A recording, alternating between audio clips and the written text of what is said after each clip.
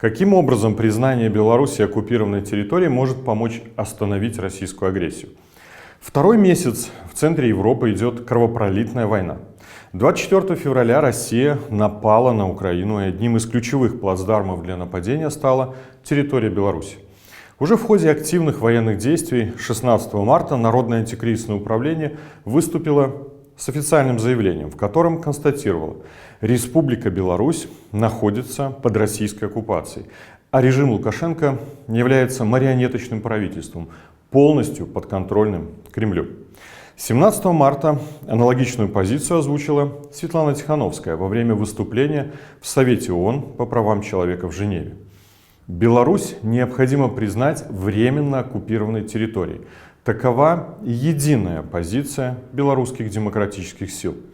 Причем вместе мы подчеркиваем, что этот шаг является крайне важным для остановки российской агрессии и обеспечения безопасности в регионе.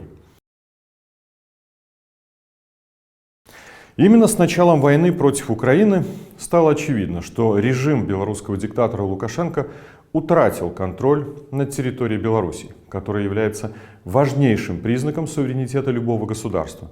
При полном содействии и попустительстве нелегитимного правительства Лукашенко военный контроль над белорусской территорией перешел к Российской Федерации, которой это было необходимо для решения военных задач. И тот факт, что Лукашенко позволил Путину оккупировать Беларусь без единого выстрела, говорит лишь о том, что его режим не просто нелегитимен, но является не самостоятельным и марионеточным. Но это никак не отменяет самого факта такой оккупации, которую в современном мире называют гибридной и не воинственной. И международное признание данного факта является отправной точкой для борьбы с ее самым страшным последствием – агрессией против Украины. Огромной ошибкой является убеждение, что в текущих условиях Беларусь можно рассматривать как страну, ведущую самостоятельную политику, способную сопротивляться влиянию Кремля на своей территории. Именно в этой ошибке кроется неприменение по отношению к режиму Беларуси мер внешнего давления по аналогии с Россией.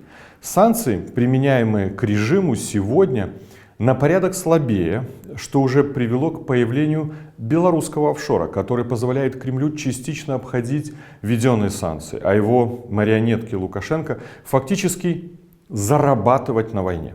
И это первое противоречие, которое необходимо устранить, признав Беларусь оккупированной территорией и марионеточный статус так называемого правительства Лукашенко.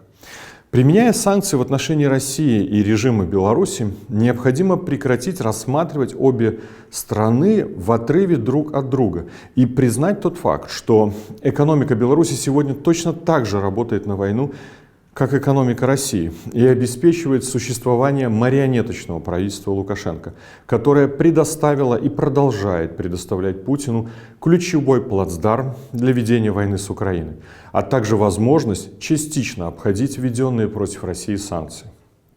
Вторым важным аспектом международного признания оккупации Беларуси является создание стимула для превращения антивоенного движения белорусов в национально-освободительное, с его последующим международно-правовым признанием. К примеру, белорусы уже ведут рельсовую войну, что ограничивает Россию в возможности использовать белорусскую железную дорогу для транспортировки войск и вооружений. Однако, чтобы действия по сопротивлению оккупантам трактовались как законная борьба белорусов за освобождение, необходимо в качестве первого шага признать факт оккупации Беларуси Россией, что, безусловно, повлияет на решительность лидеров и участников этой борьбы. Кроме того, в соответствии с нормами международного права, признание оккупации территории любой страны создает правовую основу, чтобы требовать у оккупантов безоговорочно ее покинуть. На текущий же момент международное сообщество ограничено лишь возможностью требовать у Лукашенко прекратить предоставлять территорию Беларуси войскам Российской Федерации, что по сути является пустым звуком, учитывая его подконтрольность Кремлю и несамостоятельность в принятии подобных решений. Кроме того, непризнание факта самой оккупации ограничивает цивилизованный мир и в воздействии на Россию, в том числе по вопросам о недопущении размещения на территории нашей страны российского ядерного оружия, бессрочного размещения российских военных, военно-воздушных и ракетных баз и подразделений, и предотвращения иных угроз в сфере безопасности. Таким образом, мы твердо убеждены, что признание Беларуси оккупированной территорией – это один из важнейших шагов к скорейшему прекращению войны в Украине, противодействию российской агрессии и угрозам, которые она создает во всем европейском регионе. Пока в центре Европы действует прокремлевский марионеточный режим Лукашенко, и пока в Беларуси находятся войска российских оккупантов, ни Украина, ни Европа не будут в безопасности.